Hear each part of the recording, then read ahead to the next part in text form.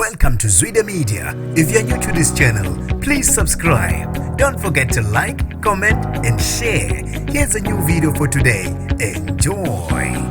Kubabazwa ihluku kuyilunga lomndeni eligwaze labulala abahlanu emndenini. Nginibingelele ezindabeni zezwide-media. Igama lami ngusibonga konke wakandwanda mothanda ungangibiza intatheli eka YouTube. Owesilisa wakakhoze ebhetani okahlamba kwaZulu Natal kubeka ukuthi ugwaze wabulala amalungu omndeni amahlanu. Kubeka ukuthi lento uyenze ebusuku banamhlanje. Kulaba ababulala kubalwa nengane enonyaka wodwa nje vo izelwe. Kubikwa ukuthi yona uyidabula isisu ngomese yashona ujuqu. Uqede lapho waya kwenye ingane ukudala yona ube ihupa egcekeni eyigwazi ekhala ize yadlula emhlabeni. Kubekwa ukuthi akagcinanga lapho ube seqhubekela kowesilisa omalume wakhe naye amgwaze wamphindelela emphuthumo. Ube sedlulela kumshana wakhe oneminyaka u20 ubudala wamgwaza naye wabe esembulala kubalwa nomkhulu wakhe. Abasindile umama wakhe kanye nenye ingane esencane bona kube ukuthi bathola ukulashwa ekliniki eseduze. Ngokubika kwephephandaba ezivutha emaputaleni kube ukuthi ikhansela le ndawo uthi zakhoza